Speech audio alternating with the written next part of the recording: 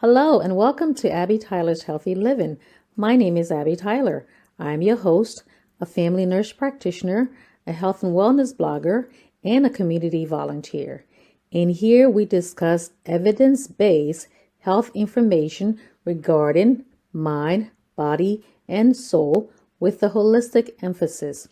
Thanks for joining me on this journey of health and wellness. Please enjoy the show.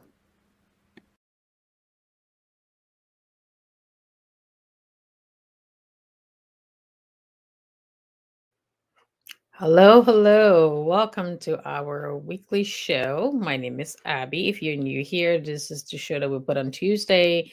And we go in a little bit more in depth with health topics that need a little bit more depth to it. Okay, so once again, my name is Abigail Tyler. Welcome to all of you. Today's topic is you can see there's 6 tips of choosing a medical power of attorney. Okay, please share the show. Please share the show. Please give me a thumbs up.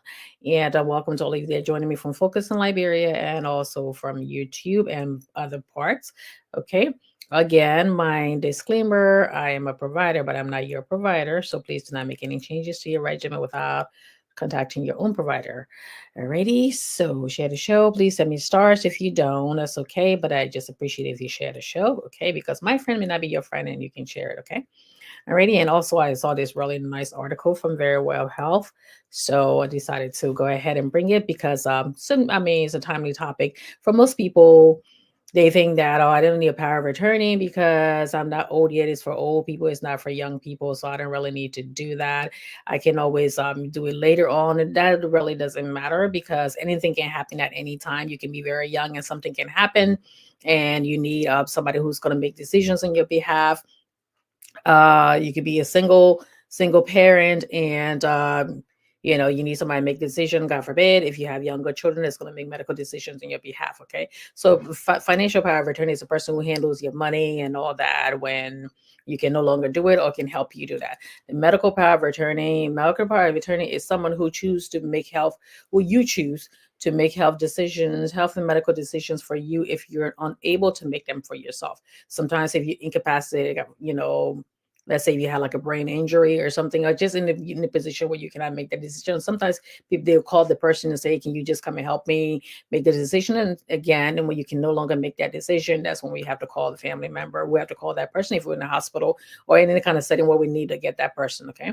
So what are some of the characteristics? And finding medical power of attorney is one of the most important decisions you're going to make in your lifetime, because that person is going to be making decisions for you, sometimes like life or death. Most of the time it's going to be, especially as you get older, they may stay in and go to your doctor's appointment with you, or the family member, if there's something, the person's in nursing home, or just the person still living at home and it's okay, let me talk to somebody else who can help make the decision, because you're not in a position to make that decision clearly. Okay, they're still going to involve you in the decision, but you may need somebody else who can look at it differently. So because it is the medical, is the life and death situation sometimes, and also just because of your health and all, because you need your life and livelihood. So it's very important to know the person that you're picking. Now, some people might just say, okay, if I don't have one, my husband's going to be my power of attorney, or my wife's going to be my power of attorney, or my eldest child going to be my power of attorney, depending on your culture and all that. But you don't want, when something happens, when people arguing and things like that, and especially let's say if you're divorced also, but you're separated, but you haven't divorced your spouse yet, that your spouse becomes automatically becomes your power of attorney, and we can't talk to anybody else. We have to talk to that person. So it's important. Imagine that you haven't lived with this person for so long, and now this person's making decisions on your behalf. It's also important that if you do have a power of attorney, to separate from your financial power of attorney, medical, and separate from your financial and all that they get along. Because sometimes people are like, okay, what if this person was going to do something with my money and they just want me to die or whatever it is? You can see how it can be a little bit untrusting. So sometimes you might want to make sure that they agree. And also, when you do make this decision, it's a legal thing, it's a legal power, paperwork and all that. So make sure everybody's aware that you are making this decision. So let's get right into it. What are the 6 tips for choosing a medical power of attorney? Let's get into that. So depending on the state that you're into, it may be called differently, and the requirements could be different. Okay. So what are the characteristics to look for? That goes for the tip. All right. Number one, let me go in here. Number one is, go in there, go there for a second. Okay. Someone who lives nearby. Okay. The reason for that is because sometimes they might need that person to come to the hospital or come to wherever the person is to be able to make that decision, physically be there. They can do it over the phone, but if you're living close by, it's much better. Okay, because again, like I said, you want to sometimes it's like we need a situation, especially in the hospital, something's going on. Okay, we need to give this person blood. We need to take this person to surgery. We need to do this. We need and sometimes some things happen like minutes at a time. We don't have enough time to wait and all. So it's important that person can get to where you are quickly as possible. Not if let's say if you went out of town, something happened there. Yes, so we have to call them on the phone. But chances are, more than likely things will happen to you where closer to where you live. So at least if that person lives close to you or they live closer to wherever it is, most of the time you may be going to the same hospital anyways. So if they can get to the hospital quickly, as quickly as possible, it's very important that way they can sit there and they're looking at you. Sometimes they're talking on the phone and not looking at you and they don't know the seriousness of the situation. So it's important that they can come there and they're close by and they can see you physically and say, okay, yes, we want you to continue this. No, we don't want you to continue that and all that. So it's important that if they live close by, it's important, it's more beneficial to you if they live close by. Alrighty. So number two, someone who is trustworthy. Again, like I talked about before, you want somebody who's going to be, you can really trust them. I mean, you don't want to be like, I don't know if I pick that person, I don't trust them that well, but they're the only person. And sometimes you have no choice but to pick somebody who you may not trust completely, but you're big hoping that they're going to do something. They're going to do what's best for you, what's in your best interest. Because we hear about elder abuse, we hear about spousal abuse or something like that where one person is ill and the other spouse is like not treating them well, or even sometimes the children and not treating them well, or family member who you pick, you'll say, well, they're the power of attorney, so I can't say anything. So you want to get somebody who you can trust. That's why it's important that you're making these decisions when you're still able to make the decision, make the power of attorney when you're still able to, sign mind and body can make the decision. All that doesn't mean that person is going to be trustworthy way back then. God forbid that you may not need them at all, but maybe years and years, and you can always go back and change it. Maybe you're the person that had a falling out eventually, so you might say, okay, I don't want to trust this person. And sometimes, depending on your state, too, you can have two people, two medical power of attorney too. So I hope they kind of get along well. Okay, so it's important that you can trust the person. You can call them up. You can say, you know what, I really don't want to. If God forbid something happens, and I'm laying somewhere with a brain injury, I don't want that. You don't want that person going back and changing things, because that can also affect everything else that comes along with it, your family, and if you have children, your work, your life insurance, all of that comes into play. So you want to be able to trust that person when you make that decision. Okay. Alrighty. Number three is someone who can be assertive. Okay, so let me go in here. So you want to make sure that person, when the person's not going to be like, falling out of the emotions and all, saying, oh my goodness, I can't do this, no, no, no. You need someone who will come there and be able to stand up. And especially when you have family members, let's say you come in there and they're telling you, the doctors, the health team is telling you, this is what we're looking at. If we try to do this, this can only prolong their lives for maybe a couple of months. If we do this, this may do that. All so most of the things that require, like, really in the kind of decisions that you really need to be able to say, you say, stop. This is what he or she wanted. Okay, we talked about this when they were able to make that decision. They said, no, I don't want to be a feeding tube. No, I don't want to do this. No, I don't want additional surgery. No, I don't want to go on dialysis. No, I don't want any of that. They already talked to me about it. So you have to be assertive to be able to bring everybody. Sometimes you're going to be dealing with different set of family members. Maybe they're the mother side, the father side, or husband, in-laws and all. So you have to be able to be assertive to say, stop. This is what they wanted, and this is what we're going to go with. Okay. Or they want everything done, even though you're saying that I don't see any reason why you want to prolong their lives and all. No, they want everything done. And you have to be assertive. You're staying there and talk against all these people, and also talk against, towards the medical team too, and say, no, I don't want this, or yes, I want this, and be assertive in your decision. Okay. So that's important. Alrighty. So let me go in here. Number 4, someone who has an understanding of medical process.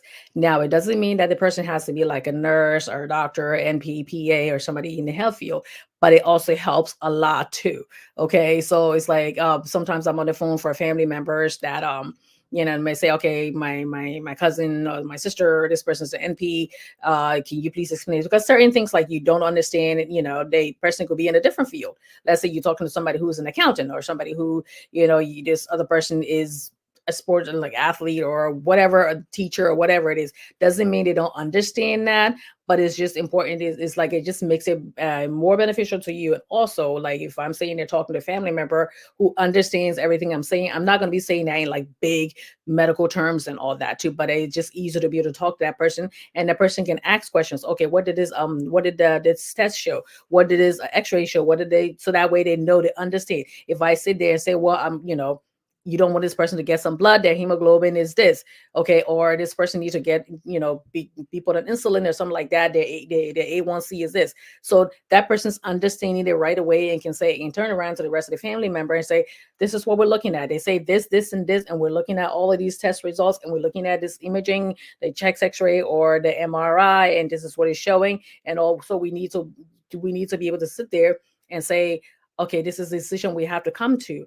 All right. It's very important that we come to this decision. So it's also, you can have the power of attorney who is not a medical person, and also have this other medical person in the family too who want to sit and talk to. But it's important to also know that you're going to be talking to power of attorney, and then you can say, can I have this other person also listen to? They may have some questions to ask, or they may have something to add to it. So we're not going to kick the person out of the room or stuff like that, but it's just important that it's important when you have somebody who knows what they're talking about. Because let's say if you take me to some athlete place or something like that, I don't know too much about it. I may be saying, okay, let me just ask my brother who knows about this, or my friend. If I go get my taxes done, I might ask somebody who's like really, wait a second, this person trying to say I can get enough money back. What would you do? So at least you have that person who's educated in that field that can give better understanding to everything else that is going on. All right. So it's someone who has understanding of medical processes. Alrighty. Number 5, someone who is articulate. Okay, so again, kind of goes back to being assertive and all, but this person, you got to make sure that they, when I say articulate, doesn't mean like, okay, like your accent, you can be speaking a different accent, but just that you have to be able to explain stuff, okay, and also be able to like say stuff to where you're not going to be so scared when they say it, or you're not going to fold on the emotions and all. I don't know.